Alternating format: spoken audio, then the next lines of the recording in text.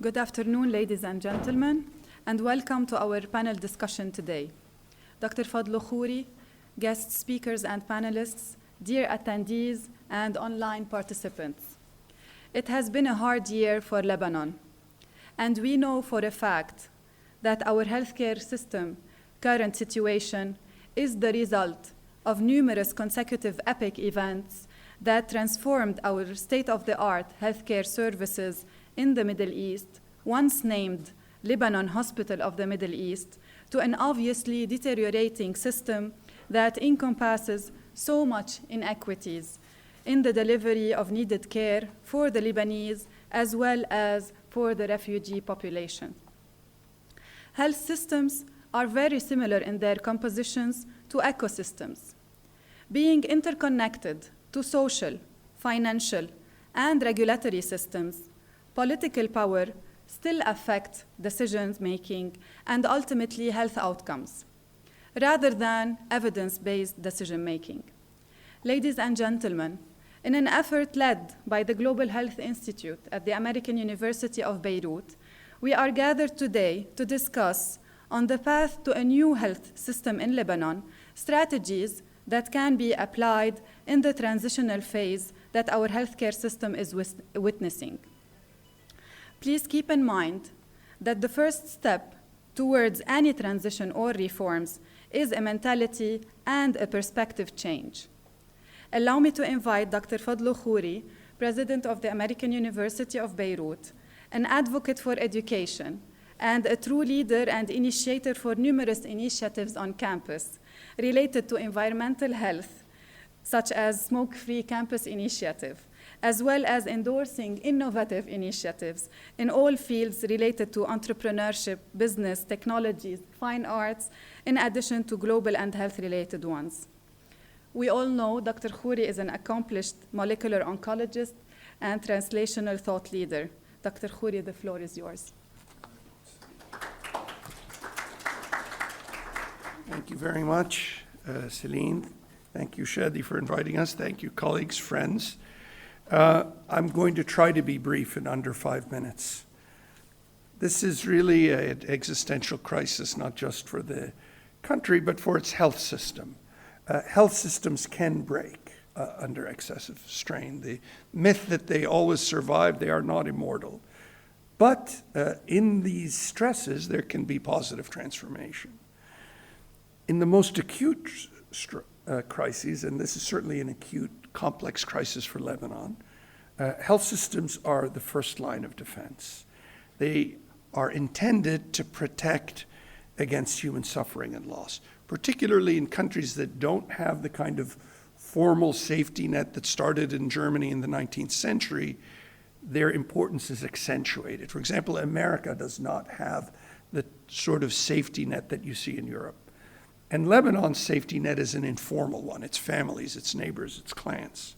That's what we're witnessing now in Lebanon. So the health system is being strained more than ever, whether in responding to the virus and responding to chronic diseases, cancer, diabetes, other diseases, responding to the mental health pandemic that we're starting to see as more and more people are spending time at home in front of a screen or with no electricity, wishing they had a screen.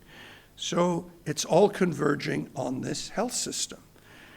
To understand how to manage and to minimize the impact of these crises, we have to be able to ask the important questions.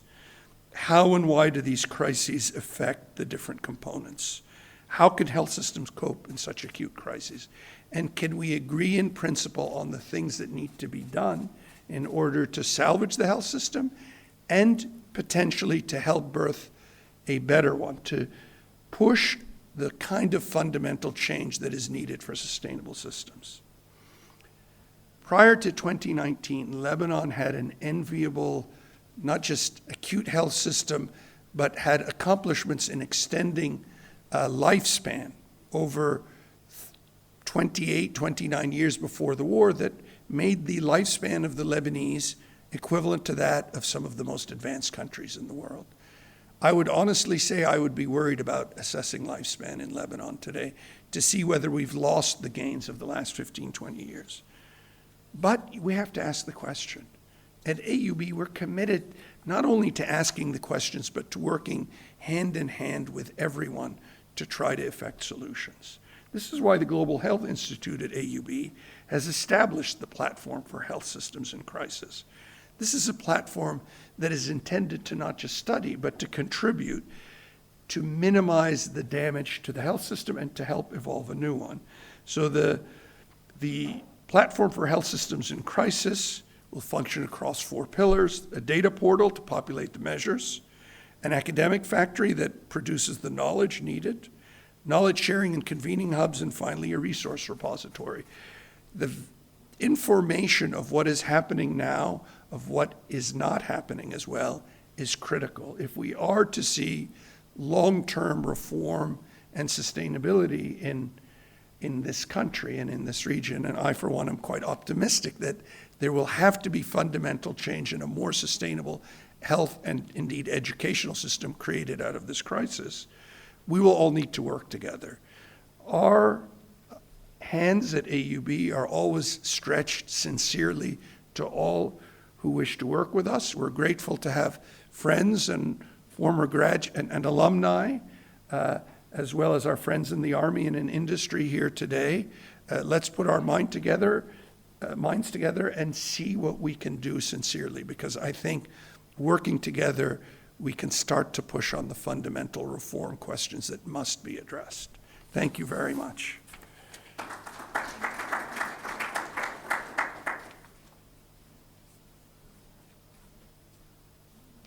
Thank you, Dr. Khuri. And I'm sure the platform will represent a reliable resource of information for anyone who would wish to seek it. Now, allow me, ladies and gentlemen, to invite Dr. Omar Dabouz, Vice President of Gene Economics and Outcomes Research, Novartis Gene Therapies from the United States.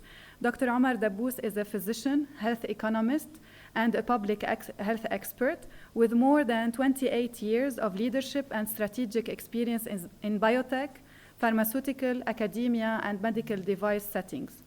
He holds an outstanding record of accomplishment in building and developing the strategic approach, functional structure, and collaborative broad-based network to advance the priorities of successful public health initiatives, medical affairs, drug development, commercialization organizations, and market access to innovative therapies.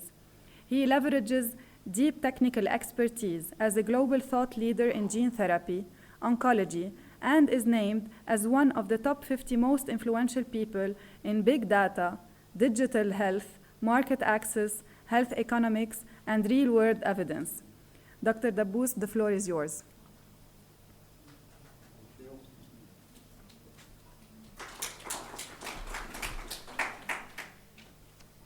Thank you.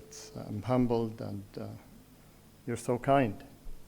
I'm happy to be here, and I'm a proud dad of 2 American Lebanese who decided to come and study at AUB, my daughter and my son, so I'm grateful to that. And what makes me eligible to come and speak with you here is that I've been part of the Accountable Care Act when I worked for Takeda Pharmaceuticals, working with policymakers in Washington, but also worked with the state of Maine. We're helping the state of Maine to see are they getting the return on their investment in the healthcare and treating patients, and also looking at healthcare delivery systems.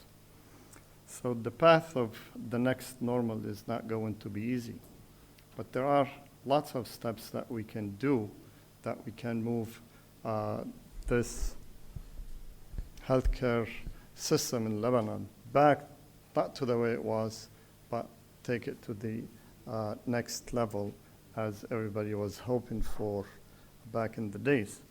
We all know that Lebanon is in economic crisis, and it needs some positive shock to activate leaders in their thinking to bring creative ideas and creative solutions to where we are.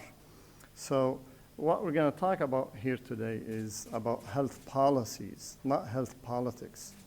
So in Lebanon, looking from the outside, we always thought that politics is playing a big role in healthcare of the people. The healthcare of people is a necessity. It's a matter of national pride. So let's keep it that way, and let's advocate for that, and take the politics out of the healthcare and how we treat our patients who need it the most, specifically now, in addition to the refugee crisis that we have on top of what we need to deal with. So we also have talents in Lebanon. So let's tap into the talents that we have in Lebanon. And we have lots of resources. We are all successful outside Lebanon. Why can't we be the same inside Lebanon? It's because we go back again to the politics, not to the policies. We have very smart, intelligent folks here and outside. So let's capitalize on those and leverage their experiences and their knowledge in that. So we need to develop an ecosystem. So how do we develop an ecosystem in the healthcare that we have in Lebanon? So think of it as you're establishing a company. Establishing a company, you need a CEO. And that CEO should come with demonstrated experience and knowledge in the space he or she is in. And that is very important. In addition to that, we need a committee of folks who've done this before, who's been there and dealt with similar issues, to bring the innovation, the creative thinking in looking at not only the problems and the issues. Those are easy. Most of us and people who walk on the street know what the issues are. Let's find the solutions for that. So what I'm going to share with you today is a few strategic imperatives that are actionable, not just to talk about, but to take actions on those. And healthcare for all. How do we do this, healthcare for all? It's not that difficult.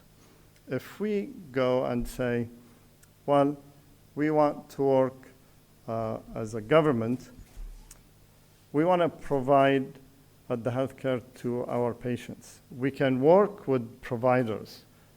Providers are hospitals, could be clinics and physicians, and have some sort of contracting with them.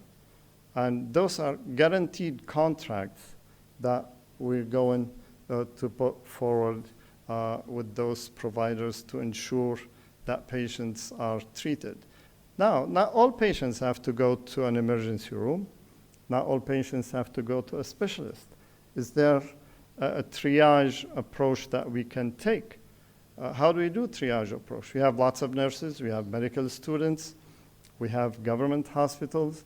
Let's leverage those and minimize the stress and the pressure on highly expensive specialties and highly expensive, most of the times, not only in Lebanon, but outside Lebanon as well, even in the US, that we sometimes go overboard asking for labs, for imaging, etc. So let's look for ways to help take the stress out of the system, but the government has to take some initiatives and put some guaranteed contracts with hospitals and providers. The other thing that I want to talk about is related to essential medicines. And that is very simple. We can go and ask tenders to submit bids. We don't need all branded medications in this country. We have lots of countries in the world that they treat their patients with generics. There are opportunities for branded products. I'm not saying no. Look at China, for example. China now is moving towards, it's a new system that they're thinking about, bidding for generic products. So the lowest bidder will take the whole market. Look at Turkey, for example. Why Lebanese go to Turkey and buy pharmaceutical drugs with lower prices? That's not a terrible thing to do if we go with a bidding process to bring the essential medicines to treat the most chronic diseases. There are drugs that fall outside the generics and we need to bring. We can work with NGOs, we can work with WHOs, and other organizations, and they all are happy to support and pay for those therapies. They're not too expensive. So let's find ways, and that's what I mentioned with respect to healthcare for all and essential medicines are very easy and simple to do. It just takes a will from the Lebanese government, the Lebanese Ministry of Health, to ask for and to act on those. We can start tomorrow and bring all the essential medicines to treat the patients here in the US. When we talk about healthcare, and I've talked about triage, and we don't need to go to specialists directly, there's a role for healthcare education. Not everyone who has a back pain needs an MRI. We can have educations on the internet and TV ads in schools, workplaces. Let's do that. It doesn't cost much. That could be primary prevention and can be also part of secondary prevention for certain diseases. So let's find ways to leverage that education in healthcare. That's actionable and very easy to do. When I spoke about healthcare for all, there's a role for digital health. What do I mean by digital health? Telemedicine. We can have telemedicines. There are lots of organizations outside of the US who are willing and happy to work with Lebanese to provide that service, either directly to patients or directly with the Ministry of Health and healthcare organizations in the country. So let's leverage that. And I'm not going to go and belabor digital health, although I'm very passionate about it. But let me move into other issues and other ways of actionable in Lebanon. In the US, we have a health insurance company called Anthem. They cover about close to 14 million lives. In Lebanon, we have, I don't know. I mean, I cannot count all of them, but I'm sure we have more than 5-7 healthcare organizations. Each one works independently, makes decisions independently. There's no cohesive policy for how those organizations are working together. Ministry of Health, Daman, Ta'awuniyat. So why do we need all of these? We don't. Let's find a way to streamline the processes, and that will take lots of pressure and budget and people, on providers, etc. The other thing I want to talk about is team up with WHO, NGOs, etc. The trick there is that don't let them roam in the country as they wish. They have to work under a specific mandate, under very transparent process that the government can oversee. We cannot let any health organization come to the country and do whatever they want to do. I was invited to China to be part of a conversation about 7-8 years ago, how to develop a health technology assessment agency in China. And I learned that in China they have 4 strategic imperatives: healthcare, military, food, and education. So healthcare is one of them. They want money, they want investment from others, but those investments should be used, overseen by the government. So NGOs, WHOs, etc., they're willing to come and work in Lebanon, and they are. But we should have clear mandate and clear process for how to work with them and how to leverage their existence here in the country. And future investment in healthcare. We cannot talk about healthcare in the absence of looking at how can we improve it, what else can we do in the healthcare system. Why don't we give manufacturers tax breaks to develop and manufacture products in Lebanon? We can do lots of generic drugs. A generic product, all you need is a machine. And you have the ingredients. You have your machine. One day you make aspirin, the next day you make Tylenol. But it has to be also under specific rules and regulations. So let's look at that. Let's bring the Lebanese talent to also invest in pharmaceuticals and branded products. Lebanon, back in the days, I remember, was a country where they had a couple of pharmaceutical companies that were doing very well. Why can't have more? Open it up for competition. Lebanese, we are merchants. Let the competition drive the success of this country. I haven't seen more successful merchants than the Lebanese. So let's open it up.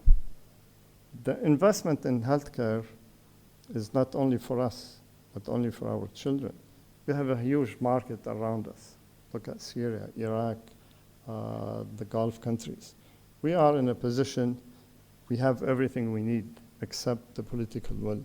So those are some of my thoughts around simple stuff that don't cost much, actionable, and we can start working on them tomorrow if we want to. So with that, I will give the mic back to Celine, and thank you for listening.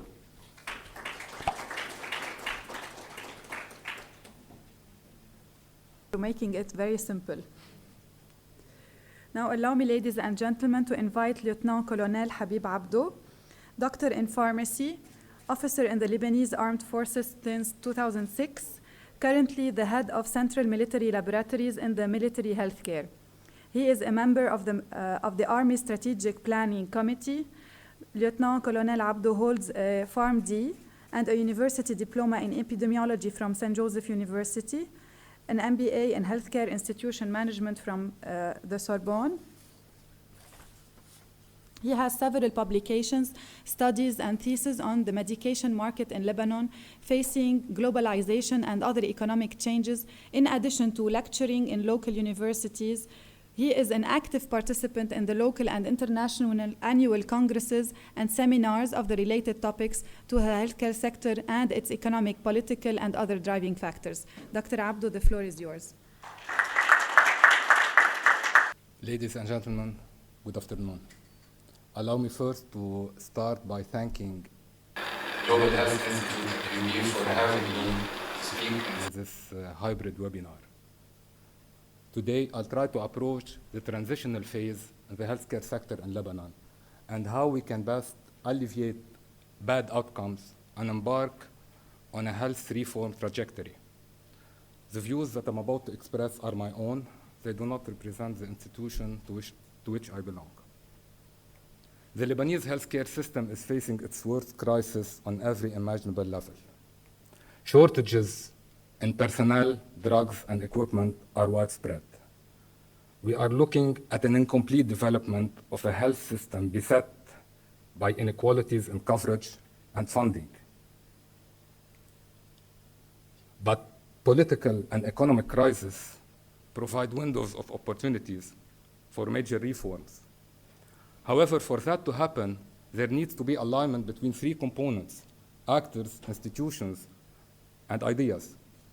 Namely, there needs to be problem recognition by actors, willingness and ability to act by institutions, and of course, availability of ideas. One point to add here, our system is dominated by the private sector, which is geared towards hospital-based curative care rather than primary and preventive healthcare measures. Now, for us to have a clear vision, we must come clean with ourselves. We benefited from a system that was all-inclusive, technologically advanced, and practically free of charge. Every stakeholder made a profit and paid almost no taxes. Control measures were lenient from governmental authorities, and reimbursement strategies were far from perfect. I should also stress that tax evasions and abuses were rampant. As we are witnessing, this poorly organized system failed as a first challenge. And as bad as it is, we don't have the luxury of time to point fingers. We should acknowledge that we are at the end of the profligacy era. So, as my colleague Dr. Dabbous initiated, I'll try to continue and add some ideas. Now, the change won't be easy, and it will be somehow bumpy. but the fields of reforms are many. We should prioritize low-cost, high-impact solutions. As you all know, we have almost 8 health guarantors, each working with their own agendas, rules, and regulations, with practically no coordination between each other. We don't have clear guidelines and no medical audit, and when we do have medical audit, it's below professional level. Adding insult to injury, the rapid depreciation of our currency and the crippling debt crisis took its toll on the sector. Moving on, we lack external audit, detrimental at least in the first phase of this transitional phase, because it will provide us with a clear view of our abuses and wrongdoings. We are also short on trust and unity, two major pillars in our endeavor, for without them we cannot have the total inclusion of all stakeholders. This inclusion will pave the way for innovation despite budgetary constraint. So, where do we go from here? To begin with, you all know the importance of healthcare data in any path we decide to take in this phase. It will provide support for cost-benefit analysis and enable informed decision. Next, we should consider the unification of health funds, the standardization of contributions, and the equalization of the benefits packages.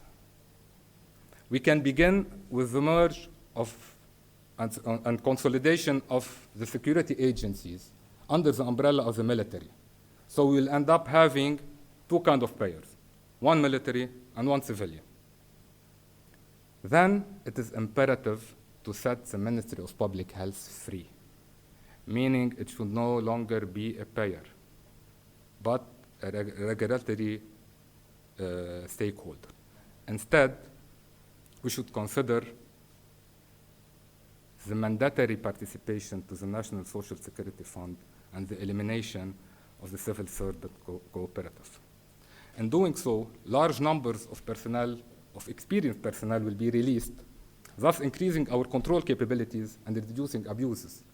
And here, the role of third-party administrator is very important because it will enhance the efficiency of the health guarantors.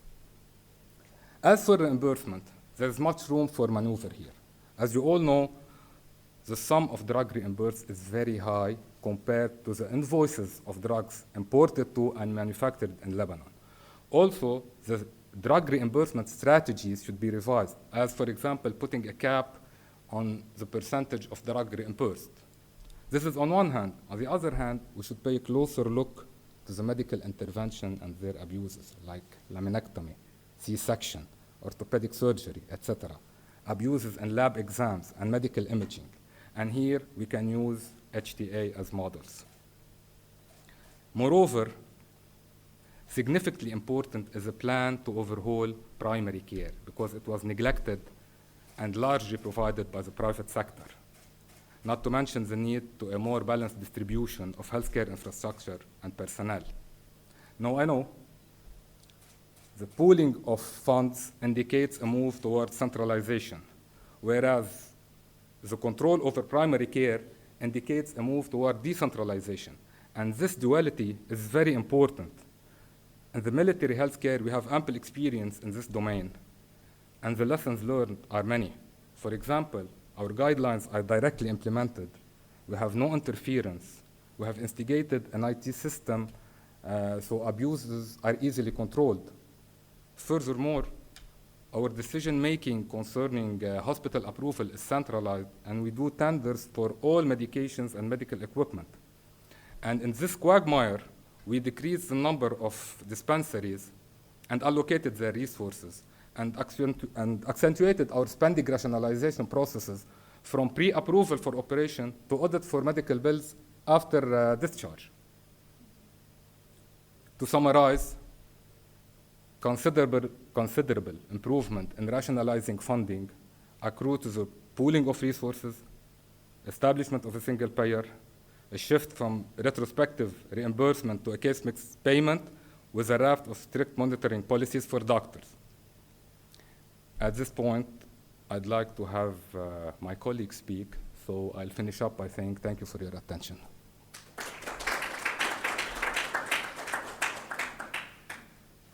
Thank you, Dr. Abdu.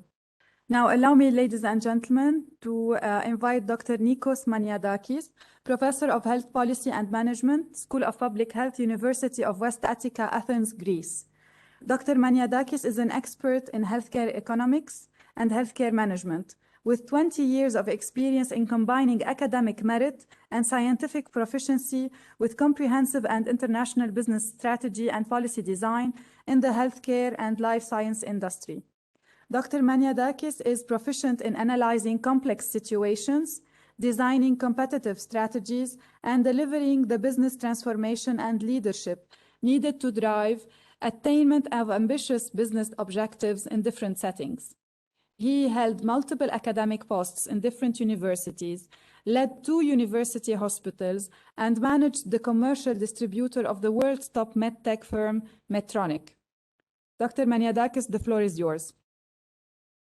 Thank you so much. It's been a pleasure to be with you today, and truly an honor. And I'm glad actually I saw the previous presentation, because the previous presentation was recommending quite a few of the reforms we did in Greece over the last 10 years when we got into a similar situation with Lebanon. So what I'm going to do today is I'm going to share with you our experience in basically implementing these reforms. Before I start my presentation, I feel obliged to say, because of the financial situation of Lebanon, Lebanon is facing a triple crisis, as Omar said earlier on. Greece has been in this situation 10 years ago. We had a very deep financial crisis. We lost 35% of the GDP of the country during this period. So there are a lot of similarities between Greece and Lebanon. But before I start telling you about our reforms, I just feel obliged to stress that healthcare and health is basically a contributor of wealth and economic prosperity and growth for every country. And basically, we need to see the healthcare system and the health of the nation as not only from an expenditure point of view, not only a cost driver, but also a driver of economic growth and development, even through the financial crisis. And we can see that great life expectancy is associated with greater healthcare expenditure and greater wealth, and vice versa. Life expectancy is contributing to the wealth of a nation. And that's why European Commission, European Union actually has recently changed their dogma, and they consider that health is wealth, that health is driving economic growth and economic prosperity.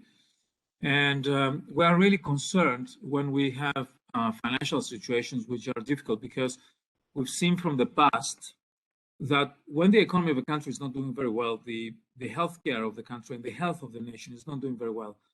You see in this slide here from the financial and economic crisis of the 90s in Russia, that mortality rates really went really high when the country got into the recession. And according to this article in BMJ, a lot of the excess mortality in this period actually is due to the financial crisis. In other words, the financial crisis creates a healthcare crisis, and the GDP that is being lost is being also translated into lives being lost. Same here from the literature. There is a linear association between loss of GDP and loss of life. Same happens with other places on earth during the financial crisis of the 90s.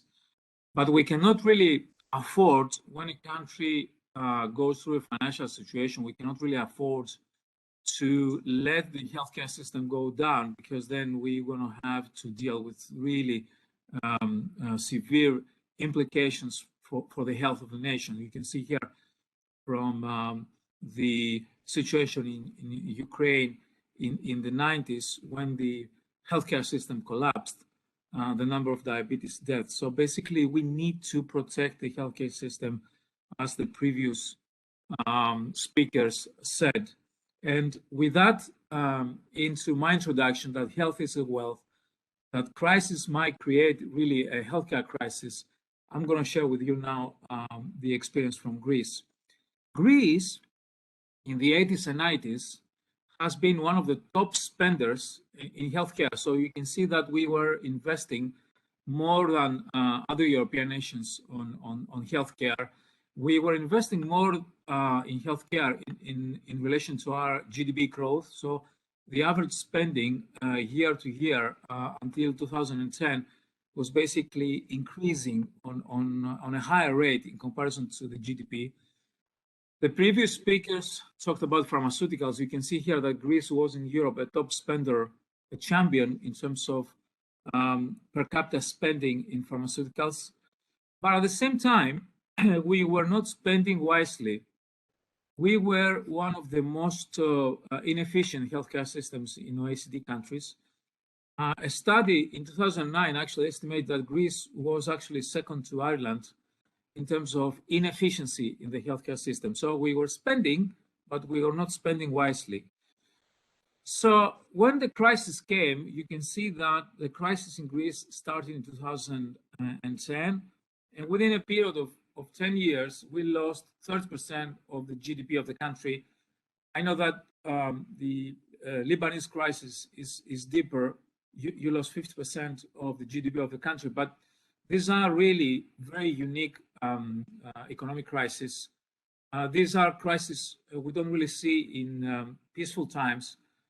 We see loss of GDP like this in times of war, and you can see that in Greece, all of the different indicators, investment, inventories, private consumption, everything went bad during the financial crisis.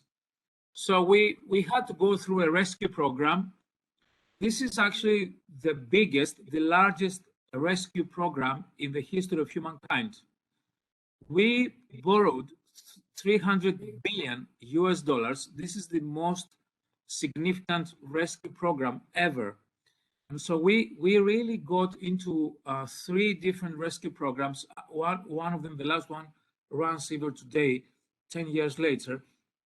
And in exchange of this money we borrow, we had to introduce a lot of reforms. As a matter of fact, healthcare spending, the healthcare sector, became actually the #1 priority because of the size of the spending and because of the inefficiency that different organizations were telling that was existing in the healthcare system of Greece. So within the period of 2010 and 2015, you see here the steep decrease in the spending. We had to reduce healthcare spending down from 23 billion to basically 17 billion. And you can see that most of the reduction, most of the disinvestment in the healthcare system came out of the public domain, the public spending. So rather than being a champion in spending, Greece was converted in the period post 2010 into a champion in disinvestment, a champion in reducing spending. So you can see here, in comparison to the other OECD countries, the spending, for instance, in pharmaceuticals, we were one of the top countries to reduce pharmaceutical spending. Unfortunately, you can see here, we were the top country in OECD to reduce the spending in the social sector. Social spending in Greece, you can see proportionally to the loss of the GDP, proportionally we reduced social spending by 25%, more than any other country in the OECD. You can see here the per capita spending, even though in the period prior to 2010, we were increasing spending on an average across the healthcare system by 4.5%. We reduced during 2009, 2015, we reduced spending by almost 7% on an annual basis, more than any other country in OECD countries. So there was a fiscal effect. We reduced the spending in healthcare, and we took out of the healthcare system something like 7 billion euros on an annual basis. So the question is, how did you do that? And this is where I'm going to now link the experience of Greece with the proposals of the previous speaker. So basically, we got advice from IMF, from the European Central Bank, and the European Commission.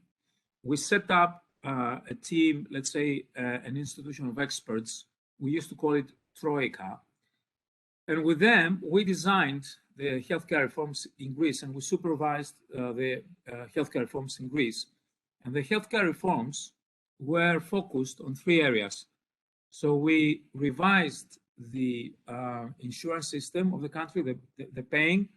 We revised the provision of healthcare, and we also revised many other aspects of the healthcare system. In terms of the funding and the insurance, we consolidated the entire, we had something like 100 different sickness funds. So we consolidated gradually all the sickness funds into one. So we had one sickness fund covering the entire nation. We are 10 million people, so we have one sickness fund. And the reason why we did this is basically to consolidate the funding, to control the funding, to create an oligopoly with a lot of power and a lot of muscle, and to set up in this organization a lot of mechanisms, a lot of control mechanisms to control public and private providers in relation to their efficiency and quality of care. So one of the major reforms is to pull all the money together under one sickness fund. The second thing we did is we did a lot of reform into the hospitals. We had a lot of hospitals in the country. We had something like 200 hospitals. And so basically, we focused a lot on the hospitals, and we did quite a few mergers. We reduced the salaries of the staff. We did a lot of consolidations to increase the efficiency of healthcare. We didn't replace the staff when they retired. So we did a lot of cost-cutting activities into the hospital sector. We did a lot of evaluation on the performance of hospitals. We introduced modern accounting techniques. We changed the reimbursement system of the hospitals, and we introduced a DRG-based system. And we did a lot of efforts to do electronic tenders, to cut the cost of devices and drugs. And so basically, we did a lot of interventions to reduce the cost of healthcare. And ultimately, at the end of the day, we introduced a fixed budget, a closed budget into the hospitals. And so hospital managers knew that they couldn't really easily exceed the hospital budget. And then we did a lot of horizontal reforms. So basically, we did a lot of price cutting.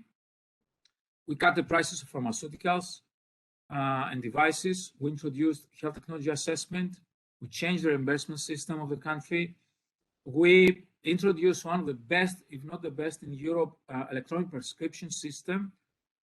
Everything that is being prescribed in the country, if it's laboratory test, examination, if it's drug, device, everything is being in the system. And through the electronic prescription system, we're able to run on a daily basis lots of monitors, lots of controls. We implement guidelines through the healthcare the prescription system. And we also have a lot of restrictions on physicians in terms of their prescription practices. We control their prescription practices because we had a lot of physicians in the system and they were over-prescribing medications. But I must say the most efficient mechanism of financial control is a financial one. We introduced a lot of rebates into the provision of healthcare and the budgets.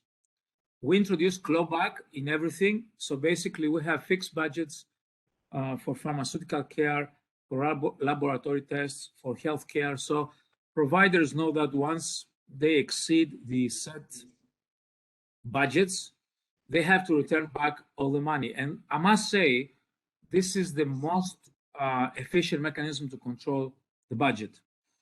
But as you can gather, a lot of the measures I introduced and explained to you are financial. Of course, they had effects on the healthcare system. One of the effects was that basically all the demand for healthcare shifted from the private to the public sector. So you can see here from a study at the American Journal of Public Health that the private sector basically saw a large reduction in the provision of care, and a lot of the provision of care went to the public system, which, by the way, you should combine this graph here, this situation, with the previous situation where I show you that we did a massive disinvestment from the public healthcare system. So the public healthcare system had to cope from one side with a reduced budget, and from the another side, a 20% increase in the provision of healthcare. This led, according to studies that were published at the time at Lancet, to an increase in the unmet need. So people really couldn't really find easily accessible healthcare during the crisis. And if you see, this situation was worse in the elderly, in the group, the people above the age of 65. You can see that the unmet need is higher amongst those, but across the entire population, the unmet need has increased. Also, because of the disinvestment, people had to spend with a reduced income, proportionally more of their income on healthcare. And you can see from a study in the American Public Health Journal that this proportionally had an impact on low-income people. So low-income people had to pay more of their income for covering their healthcare because the public was reducing the spending. There was unmet need. There were queues. So that really, disinvestment of the healthcare system had an effect on the least wealthy part of the society, which actually needs support during the crisis. And you can see this from another study as well, that gradually, as we moved from 2008 to 2012, early into the crisis, the self-reported unmet need for medical examination increased. And you can see that this unmet need was higher in the lowest wealthy part of the society, and also in the unemployed and the retired. So we introduced horizontal measures, we reduced the spending into the healthcare system, and this had an effect on the elderly, the people with the least money, and the unemployed, which actually are the people that need more protection during the crisis. There was a large disinvestment into the healthcare system, and basically all this, and this is where I'm going to conclude, these are the learnings of our experience. Crisis might create an opportunity. Our healthcare system was very inefficient, and we made it one of the most efficient systems globally. We worked closely with international organizations to do this, and one, like you do right now in Lebanon, you shouldn't really be doing this on your own. You should be getting expertise and assistance from international organizations to share their experience and expertise in this area. But every successful international policy in another country doesn't really mean that will be successful in Lebanon. Every country is different. So you need to get state-of-the-art expertise, things that are best practices in other countries, to just adapt it in your situation. Otherwise, they're going to fail. One of the things we saw in Greece is that we tried to do a lot of reforms at the same time, and basically we overwhelmed the system with reforms, and then the system was paralyzed. We couldn't really do so many different reforms simultaneously. Now, quite often, one of the things we see is that you might design the best strategy. You might, for instance, introduce health technology assessment, but you need to have local expertise and local skills to implement it. So quite often we saw that there was a gap between strategy design, policy design, and implementation. And that's why it's very important to get technical assistance, invest in the training of the staff, upskill the staff that will introduce the reforms and implement the reforms. Otherwise, you're going to fail. You might design the best policy, but it's not going to be implemented in real life.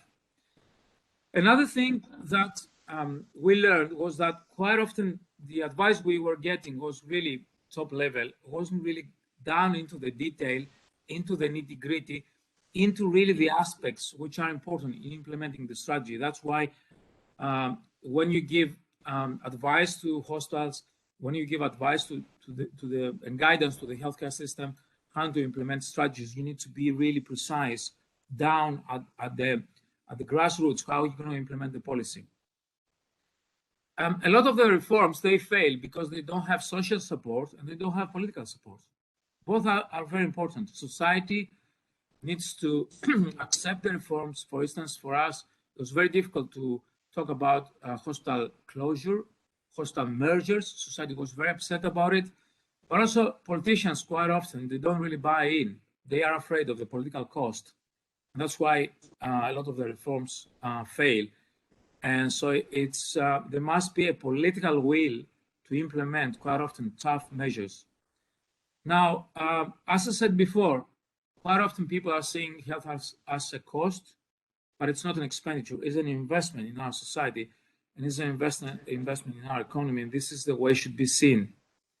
And one of the things we have to do is we need to be surgical in our intervention.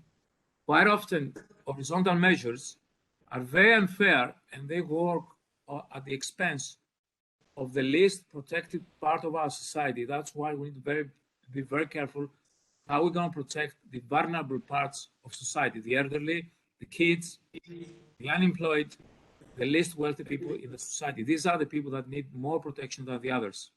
That's why we need to design policies upfront, because the financial crisis will bring these people into a more difficult situation. We need upfront to see how we're going to protect them. Just to conclude with something positive, as Hippocrates said, since I'm Greek, allow me to use Hippocrates, health is actually the greatest of the things we need to protect in our society. It's the greatest of the human blessings. So that's why our discussion, our workshop today, this Congress is very important, because it's about protecting the health of the Lebanese people. And it's not really the strongest that survive, according to Darwin, is actually the smartest, the most intelligent, the people, the countries, the nations, the institutions that understand the environment, and they have the intelligence and the ability to basically be agile and adjust. Lebanon right now is forcing an unprecedented crisis, a triple crisis. You had the refugee crisis, you had the financial, you had the situation in the port, and now you have the epidemic. I mean, this is a perfect storm. However, as the first speaker, my dear friend of Mar said, Lebanon, and like Greece, for instance, I know that we have a wealth of people. We have very intelligent people. We have a lot of experienced people around that can help us to turn things around, be agile, be intelligent, adjust, and succeed. And we have to do that. We can succeed it. We can reform healthcare, and we have to do this because healthcare deserves it. So with these thoughts, I really thank you for your attention. I'm happy to discuss our experience with you later on. Thank you. Thank you, Dr. Maniadakis. Now allow me, ladies and gentlemen, to invite Dr. Shadi Saleh, Founding Director of the Global Health Institute, Professor of Health System and Financing at the American University of Beirut. Dr. Saleh holds a PhD in health policy from the University of Iowa, founded a unique global health institute in the MENA region, and served as the Associate Vice President for Health Affairs at AUB. Dr. Saleh's area of expertise are in developing and evaluating innovative interventions for health systems and health system financing. Dr. Saleh, the floor is yours. يعطيكم العافية, and thank you all for joining us in this important discussion. It's always challenging after the inspiring talks by my colleagues and friends. So we're just taking from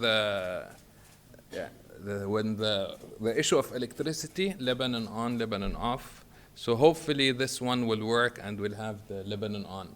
The challenge for all of us now is, in this transition phase where a new system will emerge, is how will we protect the most vulnerable during that transition phase. So to start off with, this is the old Lebanon. This is the Lebanon where in terms of health expenditure per capita, we were highest than the Arab world, and we give the example of Jordan, Iraq, because these are the same sort of income level, low and middle income level. So we were just up there. This is the old. Another old is how many hospital beds we have per capita. Again, this is the old Lebanon. If you look at almost all of the countries, except Libya for an odd reason, we are the highest in hospitals per hospital beds per 100,000 population. Old.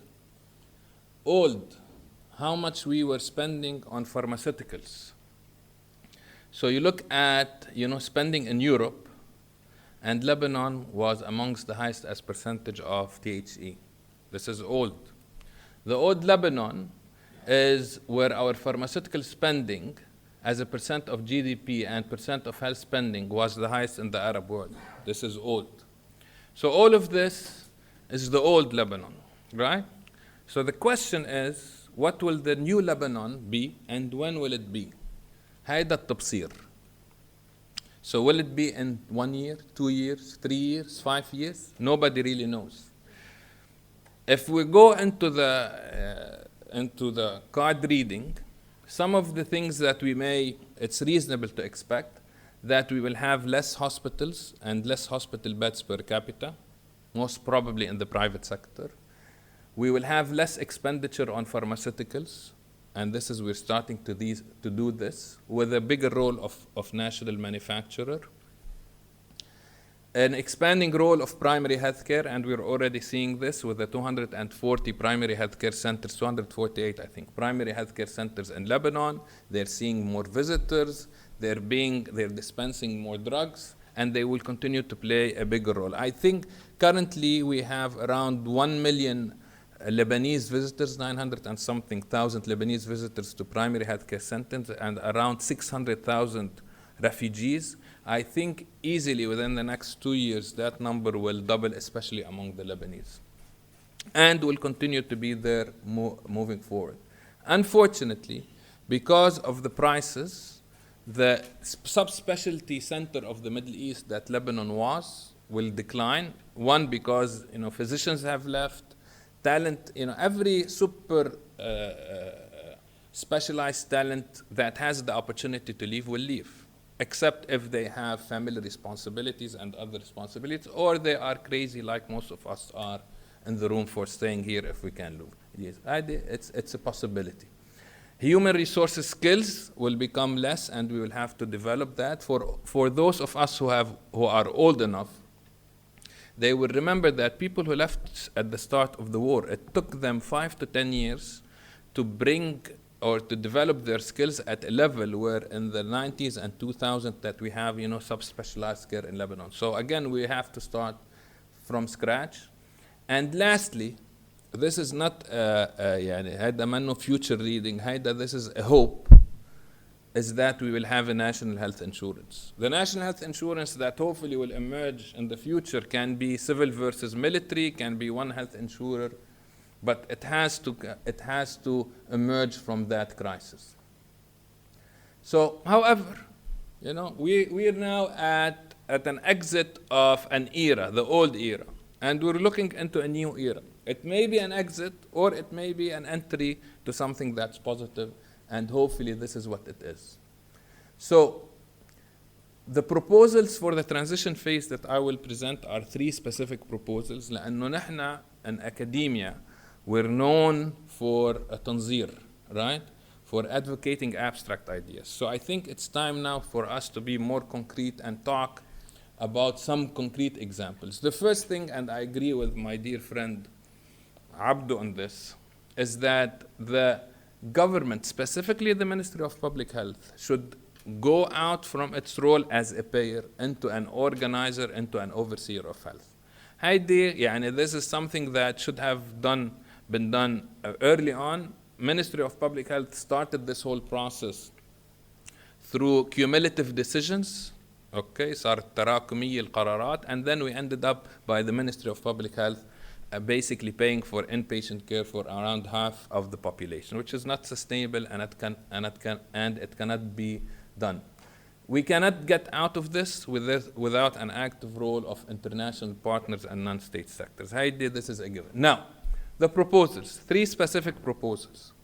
The first proposal is the establishment of an emergency health protection program, EPROP, برنامج الطوارئ للدعم الصحي, that has 3 specific components. The first component is an access-friendly mechanisms for access among the uninsured. So those are the people who have no insurance. The second component, and we'll talk a little bit more details, the second component is supplementary health coverage for the people who have insurance, specifically NSSF, and also some of the military insurance programs. The problem that we're facing now with this is that for the Daman, for the NSSF, the rate was 90 and 10 for inpatient care, right? Or 85 and 10. So Daman will pay 90% and then out of pocket is 10%. In reality, what's happening now, at the rate that the Daman is paying, in reality, that's like 10%, and the 90% has to be out of pocket. You talk to hospital administrators, and hospital administrators telling you that we have bills for outpatient expenditure that is 500 million Lebanese pounds, 500 million lira.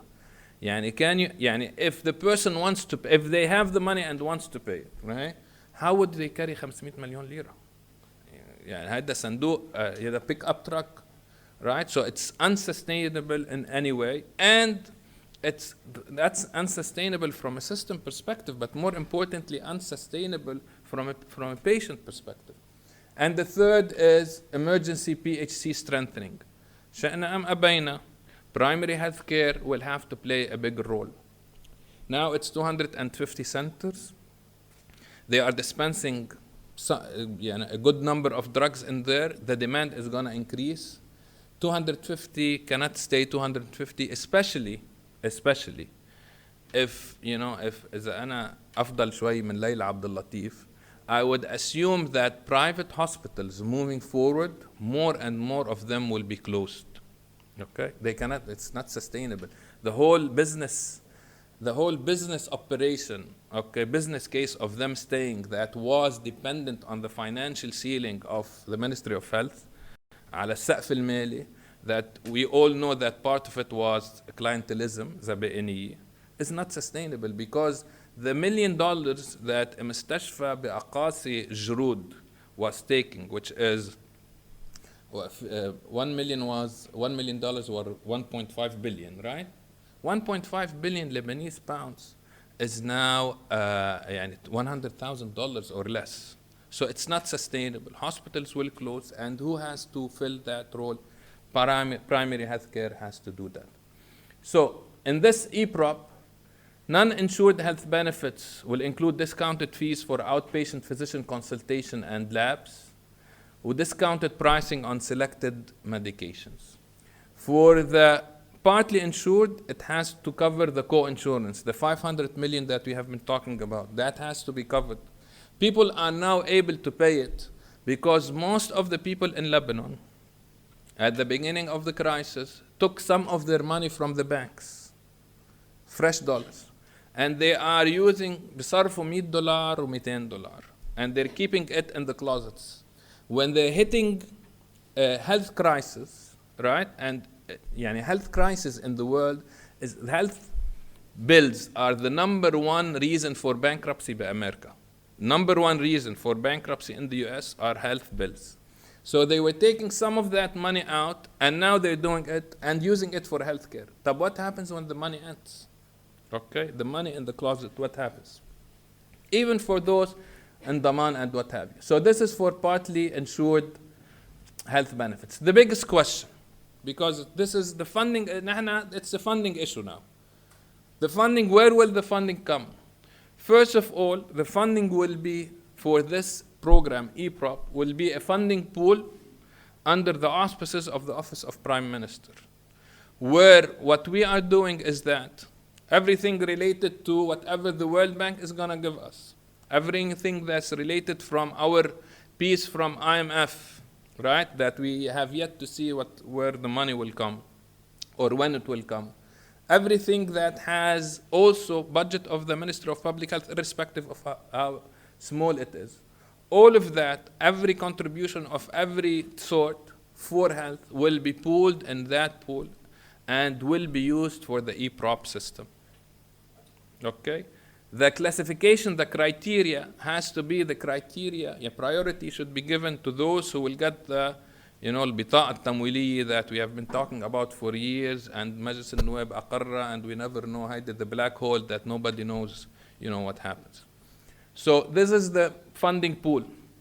The good thing about this, because every proposition that we do now, we have to think of where will it lead in 10 to 20 years. This is the predecessor for a national health insurance fund. So we are making the government, okay, or the system used to funding, okay, funding pools to be used later on or to evolve into a national health insurance system. So, the second proposal, the development of healthcare coordination networks, HCONs. Those HCONs basically are geographically based grouping of services. يعني, a primary healthcare center plus 1 or 2 or 3 diagnostic labs, plus a basic hospital, يعني منا secondary, منا tertiary, منا specialized. Those are grouped into an HCON. إذا بناخد مثل منطقة صديق عمر اللي هو بحبها وأنا صرت عم حبها من وراه، اللي هي البقاع الغربي، مظبوط عمر؟ So in reality, a geographic area which is البقاع الغربي, we assess the needs in terms of primary health care, diagnostic services, secondary health care, and those will come together to be a group that's called an HCON. Okay? The good thing about this is that whoever additional is there can continue to be there. But primary contracting will be based on the performance of the HCON. يعني we won't have competition in primary healthcare, lots of competition, لأنه primary healthcare doesn't bring in money. We will have major competition in 2 services, hospital if they are private, right? And diagnostic because they are private. So in doing that contracting, a sequence of prioritization, of scoring, who are the top 3, top 4, and those will be the contractors with the government. It doesn't mean that everybody else cannot cease to exist. Priority definitely will be given to public hospitals where public hospitals are there. Many private hospitals will not like that, but مثل ما قال نيكوس, when we have different situations, we have to make difficult decisions, and this is what we have to do. The other thing that may not be popular, but lots of the stuff that we're saying is not popular. There should be sponsorship of public hospitals by countries and international donors. Sponsorship. يعني Nabatiyye Public Hospital, okay, should be sponsored by Sweden, as an example, or Norway. So let's stay away from كل محور. Whoever doesn't belong to a country that has no political affiliation in any of Lebanon, Norway, Denmark, Sweden, Australia, Switzerland, and let each of those countries just sponsor a public hospital. Everything, training, supplies, equipment, everything. And that's not difficult, and I tell you that in our discussions with ambassadors, they're willing to do that. Okay, it's an apolitical agreement. Secondly, primary healthcare centers should be the #1 beneficiary from interventions from NGOs, INGOs, and UN agencies, which is the case. There are a couple of huge INGOs, IMC, Premier Urgence, and so on and so forth, that do sponsor primary healthcare centers now, and that role can be played more and more. So this is a transition phase, right? So this is a transition phase. Financial benefit. The first is, if we align all of the services in geographic area, 1, there will be reduction in redundancy of services, right? So I'm not doing this. Mishma, every time I go to a physician, she or he will tell me, you need to do an MRI. Okay? So بتقول له يا دكتورة, I just did an MRI 2 weeks ago. بقول لي no. The place I'm sending you to do the MRI is the place I trust. Okay? Which is, for يعني الكلمة عيب أقولها بالإنجليزي, it doesn't make any sense. They're doing it because of a business connection to that place. Right? So who are we fooling? Now we are in a difficult situation. Difficult decisions. Okay, so this is one. Secondly, you have lesser investment in duplicate infrastructure. Yani, we reached a stage in Lebanon. If you look at Ras Beirut, the area that we're in 1 kilometer, square kilometer, we have 4 hospitals. Right? It doesn't make any sense. You look at certain areas, okay, such as whether it's sometimes بالجنوب or in other areas, you have diagnostic centers اللي صاروا مثل محطات البنزين. You have pharmacies that are, 3 shops apart. هيدا duplication of infrastructure. And there's a saying in healthcare اللي هو a built bed is a filled bed, right? You meaning if you build that bed, the system will find a way to fill it inefficiently. So this is proposal number 2. Quality on HCONs. Because now you have a continuum of care, so that means the primary health care, the diagnostic center, the hospital, it's a continuum of care for all of them. If somebody messes up somewhere, it's within the HCON. مش أنا you went to a physician that I do not trust. No, you're part of an HCON. And HCONs will come together. The steps, to be practical. 1, mapping of services. And this we already have, I think. So which services are available where? By geographic area. Mapping by need. Okay, and this has to do with the disease of burden. So, for example, I can tell you from now, every village and town that is على حوض الليطاني, what will they be facing? Issues related to probably cancer, higher prevalence of cancer. The residents of Beirut, what will be they facing? COPD problems, respiratory problems, right? So, these are the needs. And outlining the organization and financing arrangements. Again, it's not that the people who are outside HCONs will stop to exist, but they will have to manage how they get paid outside of that preferred arrangement. Proposal 3, and this is my last proposal. Access to medicines. في مثل عربي اسمه لا يفتى ومالك في المدينة, and Dr. Dabous is with us, but I'll talk a little bit about medicines. So the first, the formation of the LDA, which I think بمجلس النواب you've already either finalized or processed that. Next week. إن شاء الله. إن شاء الله ما يكون مثل البطاقة التمويلية. بس إن شاء الله next week. So this is one. مليار بني. So this is one. والحكومة بتعرف قد إيه فاعلة, يعني عم نجتمعوا كل يوم. So this is one. Secondly, central lab. We cannot assume that national manufacturers of medicines can have an increased share in the market, okay, without the available of a central lab in Lebanon. Currently, national manufacturers are saying that they are using internationally recognized labs.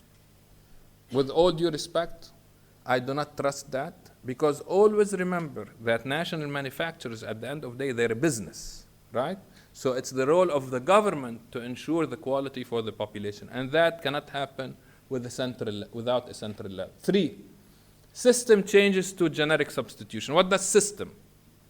It's easy now for me, if I do not have the money, to go and ask for a medication, and if it's too expensive, I'll ask the pharmacist, as an individual, is there a generic alternative? بتقول لي yes, or بتقول لي yes, and it's cheaper, and I take it, but this is as an individual because I do not have the money. What we are discussing here are system changes, meaning the government who is doing a formulary that prioritizes generics over brands. Bill tenders, bill registration of medications, whatever, it has to be a system change. And I know the NS now is gone, right? Do not substitute. 4, the role of national manufacturers. Quality is number 1, and it's related to the central lab. They have national manufacturer should be real manufacturers and not packagers. لأنه some of our national manufacturers بيجيبوا الدواء من الهند ومن ما بعرف وين and they put it in boxes ومكتوبة and it's manufactured in Lebanon. It's not manufactured, it's packaged in Lebanon. Okay? And 3, priority to the local market. يعني me as a government, I cannot subsidize national manufacturing for them to export it and get the fresh dollars and keep the fresh dollars or part of it outside. صحيح؟ وما فينا نزع يعني كلنا لبنانيين and we understand how this goes. This doesn't work.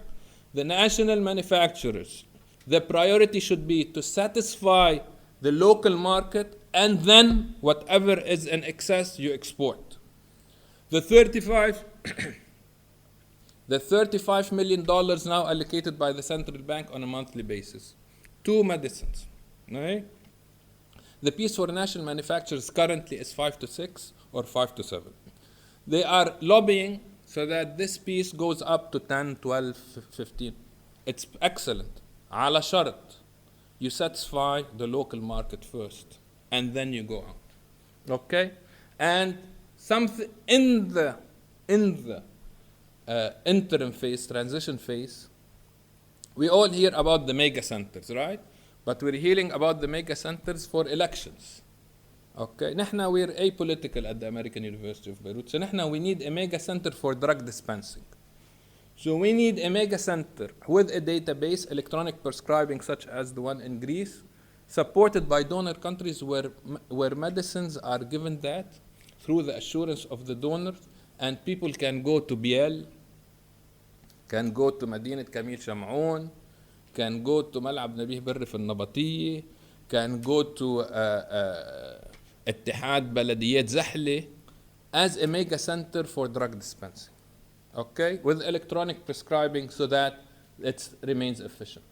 So we end with Mother Teresa to be optimistic. Yesterday is gone, tomorrow has not yet come. We only have today, let us begin. Thank you very much. يعطيكم العافية.